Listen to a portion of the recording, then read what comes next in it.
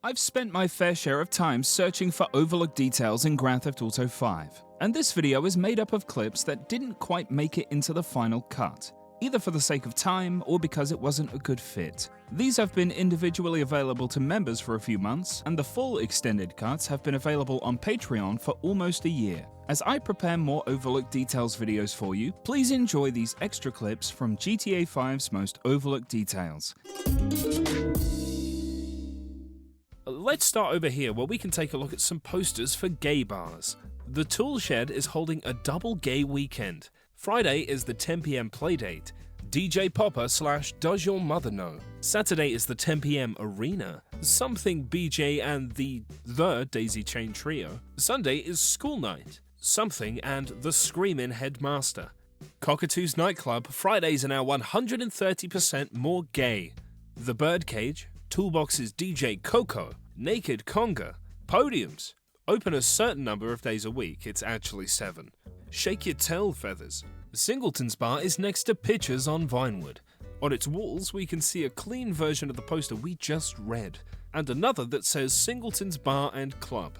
Fridays, meet your match. Our ever-popular speed dating event. Saturdays, sexy swingers. Come with partner. Shake things up. Underneath is a poster for Jazz Hands. Massive vibe night. Free entry if you're lucky. I'll be damned if I can read that. Every Saturday, DJ Mints. Weekly club nights. See the something. And then there's the world famous Pictures on Vinewood. And that's a very large dong. There are some unique posters here on the wall too, like Hung, Mixed Race Latino, Fit, GL, Offers Massage / Escort, Friendly, Discreet, Own Apartment, Todd. Transvestite Beauty new to area, Tanya. And a sensual massage by Tom. Let me realign your chakras, can inseminate. No, I made that up, I can't actually read this word. Pictures is the best place for any catcher in town. No, I really mean it. Bar and lap dancing, catchers welcome, 13 widescreen TVs. This is a word we don't really use anymore. At least the second half of the joke is funny. Voted #1 gay bar in LS. Daily Globe. Booths, Darkroom Brewery. Come on in and pitch one. One more thing, is it me or is this ATM really small? Those aren't the only gay bars in the village, because over by Tinsel Towers you'll find the Penal Colony. Come on in and get banged up. Every night shake down to Euro Disco. Every weekend, get out the dogs, it's a manhunt. Don't worry, I still have a lot of crap left over to show you, like senior buns. Don't be a chump, taste our rump. Park your seat, and taste our meat. They've got a lot of poster ads outside, and I really don't think you would have read them all. 110% better than those other bleeders. Looking at you, Burger Shot, try our new Gluteus Maximus. It's 2 for 3 on all our burgers. Wait. Senior Kebab is opening soon. Keep an eye out. The family treat that is rotating meat. Senior Muffin. Guaranteed to taste much better than your mum's pie. Or eat out free. Check out our famous cream pie. Ask for 2 scoops. Measure the meat. Our beef is beyond belief. Ever read the text on these benches? Your ad here. Make your brand visible to tens of people daily. Be part of a growing industry.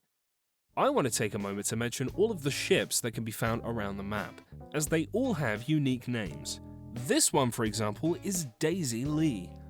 Next to that is the Ocean Motion. The SS Bulker floats a little closer to the airport. Not too far from there is the Sea Urchin.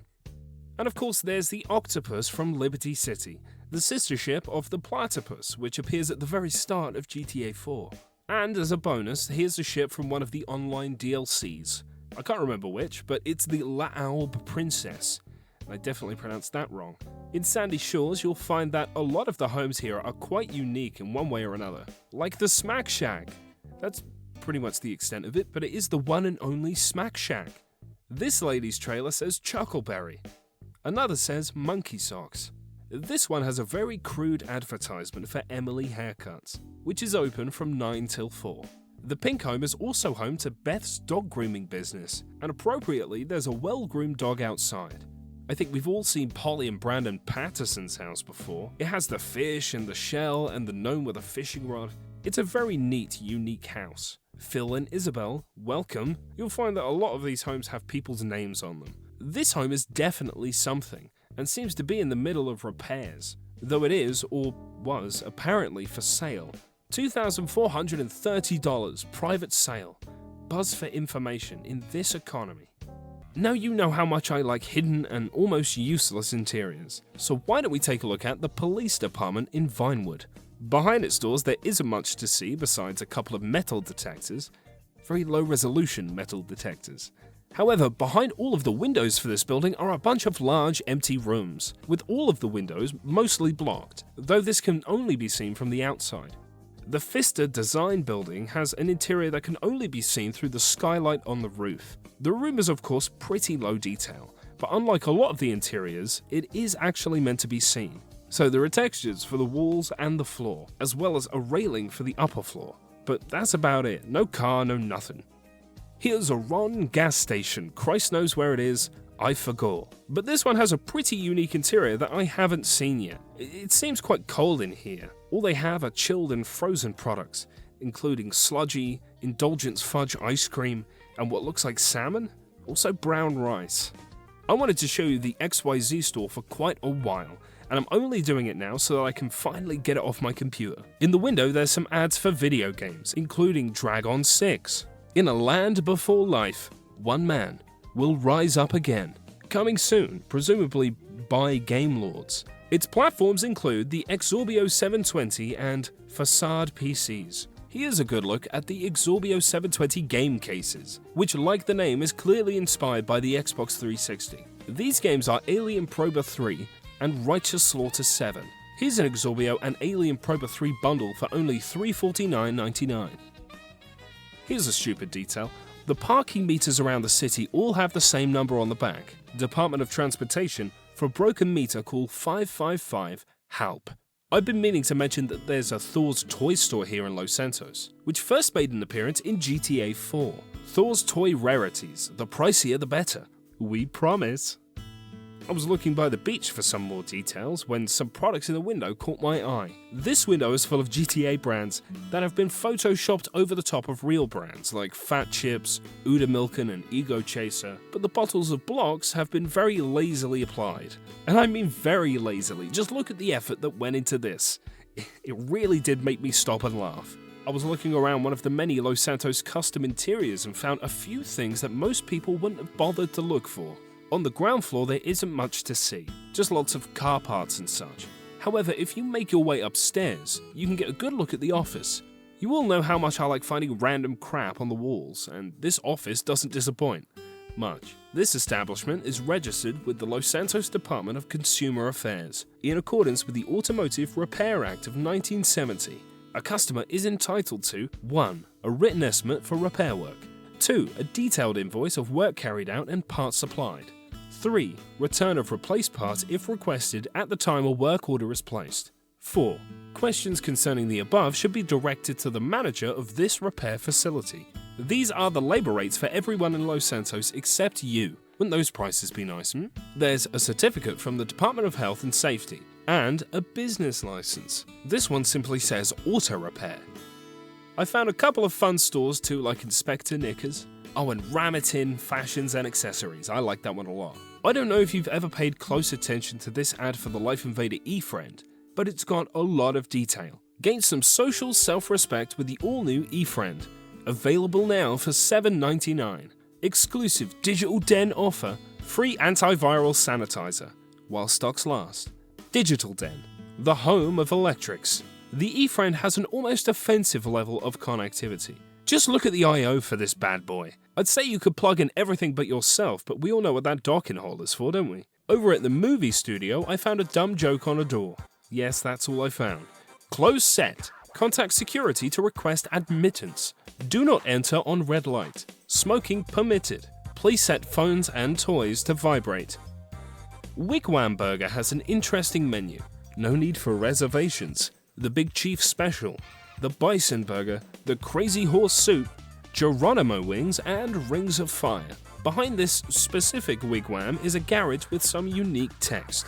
Dream the impossible. Dream of a planet of fire and a dinosaur with a saddle. If not for me, who am I? Spaceship Earth overpopulation means breakdown of order. The fruit tree is a lie. This is a very good drawing of a dino with a saddle, by the way. Very well done. Finally, I wanted to include something that I've always found pretty interesting, and it's a fact you might already know, but the yachts in GTA 5 are pretty much ripped straight from Max Payne 3's Panama level. I'm just going to go through the boat now and do some comparison shots, so if you'll forgive me for not saying too much. But there are some key differences. For example, while the engine rooms have been ported in a pretty much identical manner, the main engine room has been raised up in GTA 5. In fact, a lot of the ship has been scaled down in various ways from Max Payne 3 to account for GTA Online's controls. While the ship has been ported from Max Payne 3, including most rooms contained within, most of these rooms have been tweaked for GTA to bring the level of detail down in some places, and to make it a less obvious copy. This is present all over the ship in multiple places, but you can clearly see the original lying underneath. Here's the rest of my comparison clips. Enjoy.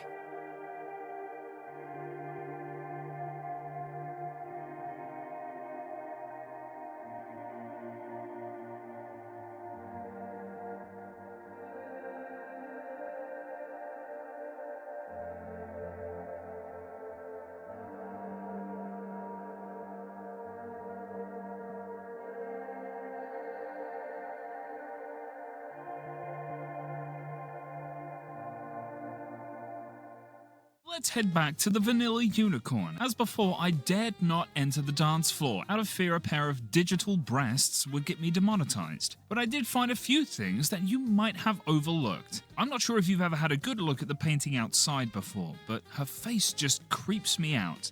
Look but don't touch. Let's get into a few things that I found here. Before we head inside, let me go over the club rules. 18 and over with valid picture ID. No cameras or recording equipment. No cell phones inside the building. 1 drink purchase required upon entry, and 1 drink purchase per hour.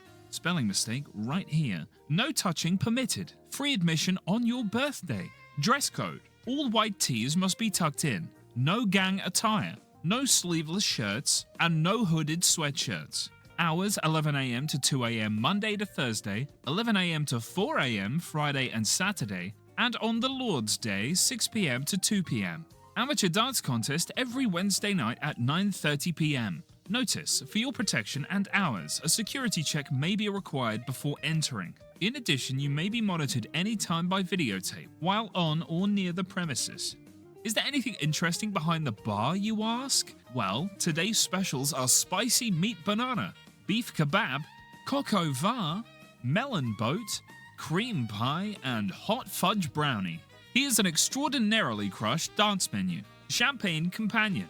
Why not have one of our lovely entertainers join you for a glass of champagne? Private dance. Enjoy a private dance in our exclusive something lounge. Group discounts apply. Ask at the front desk. Pole dance. This is included as part of our entrance fee and membership. Please give our dancers a big tip. Club rules. All patrons, that means you, must not touch the dancers. Strictly no exceptions. Management, some things the right to exclude members or patrons at any time. There's a DJ booth above the main floor, and there's lots of vinyl records. And I did find a few assets that are reused from GTA 4, like the Future poster, Daddy Mofo, and DJ Kitty First Base. Here's Solomon Richards' office, and there's a lot of stuff in here, and a little bit of guff. You know how much I like pictures, so let's have a look at these. Solomon at some point won a lot of awards at once, that or he carries them around all the time. Here's a lady in lingerie with Sol, You're the Best, handwritten. There's a lady on a piano, not much more to say about her. Here's one that says Solomon. Remember the emissary? I'm not sure if that says emissary. This one shows an astronaut, an alien, and the Vinewood zombies sitting on set. Here's a director with some bone. Whoever this is. Solomon, You're the Best again. And here he is with someone in what looks like a Bahamas Mama's West. More of Solomon doing his thing, script in hand. And this one says, To Sol, thanks for the break. This of course shows the Liberty City skyline in the background. This is Sally 3, who must have played the part of Old Trooper in some movie. Horrific face on it though, reminds me of Jeff the Killer. And there's this monstrosity, the less said about it the better. There's a lion's head on the wall, wearing a fez. whose name is Elsie II. On the floor there's a tiger skin rug that looks you right in the eye as you step over it. The painting above the fireplace gave me a good laugh, purely because of the dog. I swear I've seen this dog before. These awards are interesting. They come from the World Independent Film Awards, and Solomon has 2 of them. These are placed next to some lovely women. If you've been here before, you've probably seen the mummy in the coffin, but there's also a mummy and alien head in the cupboard. On Solomon's desk, there's another award, but there's also a script for a movie, with a post-it note that says, "Call Dimitri about pitch feedback." And yes, I see you, Nico, you silly boy. Send Jed's synopsis to Richard's Majestic. Isn't that where we are now? Reality TV series pitch to MeTV. He's even got a MeTV business card. Casting session for Rhonda. This could say Extreme Failover or Extreme Takeover, I'm not sure, I don't speak gibberish. Either way, the pitch has been accepted. Let's not forget to mention the hand, lest it crawl up our collective leg and get us. For an office that was originally meant for a few cutscenes, it's pretty nicely detailed in here. The Diamond Casino and Resort has a few interesting pictures inside, and we'll get to that, but I wanted to show you specifically the lobby area. Between the fake interior and the real interior of this building, there is this lobby area, and nothing really changes here. But the interesting part is the fake interior for the casino. There's just a texture of the inside, filled with a bunch of people but with no podium vehicle. There aren't any changes here though. Like I mentioned before, there are a few pictures inside, though because this was an online DLC, there aren't really any earlier looks at the map, but they are still quite nice. Inside Franklin Clinton and Partner, I just wanted to show a few small things that I found interesting. The computers have a newer version of Fruit OS, which more closely aligns with the style of macOS at the time. Immediately noticeable is what looks like a screenshot from Red Dead Redemption 2. The same calendar has been used for computers for a while, with things like go to work or kill everyone, etc. But this is a much more unique calendar, featuring things like studio prep, morning tai chi, studio meetup, intern training, sound checks, Taco Tuesday, and wellness tour. The other computer shows another screenshot of Red Dead Redemption 2. In the player's office, after completing a certain amount of missions, I think, certain trophies and trinkets start to show up, and I want to show what's in here. Like this trophy for Partner of the Year. We made it, Ma. My old friend Mary Jane. Oh, excuse me, this is her brother Herb. I really love these tiny model cars, of which there are 3. There's the LD Organics Yuga Classic, a taxi without any of the usual markings on its side, and an Anis Euros, which has a misplaced texture for its interior roof. There's a golf ball, an HD monitor Fruit laptop with bullet holes, and some C4. Oh, and a large coil logo trophy thing. Let's finish up the Patreon section with a look inside the Maze Bank Arena, where auditions are being held for Fame or Shame. There are actually a few things in here that you might find interesting, like the obligatory 69. In this room, there are 2 small snack bars with their shutters down. However, we have the power to take a look inside to find that these are actually mini burger shots. They have everything that you would expect for a BS kitchen. It even has the exact same menu from Grand Theft Auto 4, as well as other assets like the food items, also lifted from GTA 4. This is also the only location in the game that I know of that uses this cash register, which was, again, taken straight from GTA 4's fast food locations. I even featured it in my last video, so it's nice to see here again. In fact, I'm sure everything in this room was from the kitchens of GTA 4. It's such a strange time capsule.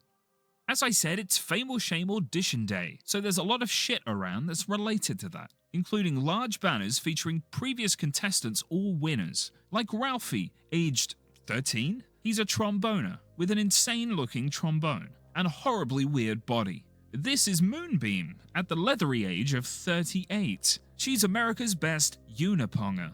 And of course there's Irene, 69 years of age. Her special talent is zimming. Downstairs is where the auditions take place, and there isn't too much to see here honestly, though the screens in the back show images of the judges, and their designs seem to be completely different. In fact, Hugh Harrison isn't here at all. He seems to have eventually replaced this guy. Thank you for watching. I'll have more for you soon, with the next Overlook Details video actually being for Postal 2. I'll see you soon. Thanks for watching, keep it breezy, and take it sleazy.